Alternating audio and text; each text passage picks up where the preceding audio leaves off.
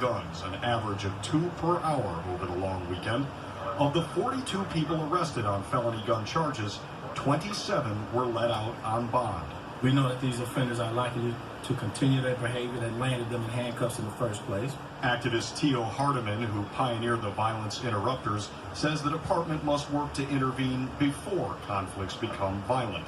You cannot point fingers at the justice system anytime you have 1,200 police officers on the streets and you still cannot stem the tide of violence. Something's wrong with your approach.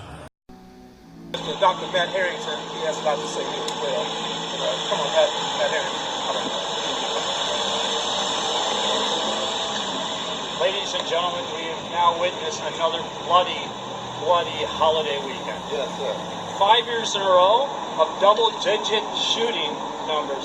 From this last Wednesday at 3 o'clock in the afternoon until Monday morning at 6 a.m., we've had almost 80 people shot and 6 people killed inside Chicago. The numbers have went up. Early this morning they reported 47, then 53, then 61, then 70. My God, what is this, a sports score? Is this what we're doing, is keeping just the score and moving on? How many mass shootings alone did we have in Chicago? A mass shooting is 3 people or more. We've had 70 people shot, folks. We call on Mayor Pete. We call on Corey Brooks. We call on Camille Harrison. We call on Joe Biden. Come meet with us. You want to talk about real technology? Talk about HB 1586. Ammo coding. It's DNA for bullets. We're going to be able to track them back from the shooters to the suppliers. And if it says that it's supposed to be in Dick's Sporting Good, and it's in a 5-year-old's head on the west side, then we know we have a problem with Dick's Sporting Good, and you better have lawyers, because we know a bunch. Because this is the time to make new plays and new ideas to come along to save our community.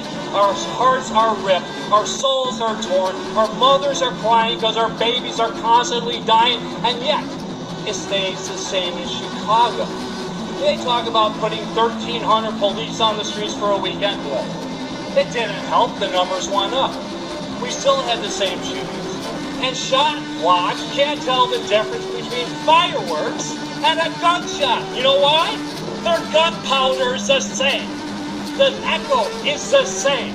And they don't know anything about anything, because if they did, they'd have people arrested. They did this whole charade about arresting people prior to the 4th. 71 people arrested, guns taken off the street, drugs taken off the street, money taken off the street. Yet, 6 mothers are crying right now because their babies are dead. There are people just languishing inside the hospitals, and yet, who's stuck with the bill? The taxpayers. Susan Lee, come meet with us. Corey Brooker, come meet with us. Mayor Pete, God, come meet with us. But this problem here in Chicago is epidemic, and we are #1 with a bullet, and that's not where we want to be. Okay, at this time, does anybody have any questions? Anybody here? Just wanted to see if maybe somebody could respond to what Eddie Johnson's main point today was, that the justice system isn't dealing with violent offenders.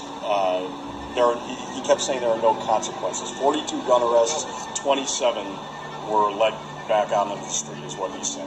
What do you think about that, and where does that factor in? No, the reality is this here. This is just my opinion on it. You know, he's talking about... It says the vast majority of the weekend violence was concentrated in neighborhoods on Chicago's south and west sides. Police departments simply cannot do this alone. The police department's approach to this escalation in violence is sure to be a topic at the meeting with the mayor here at City Hall. The mayor and the superintendent plan to meet with reporters in about an hour. Reporting live this afternoon outside of City Hall, Mike Lowe, WGN News. Mike, thanks.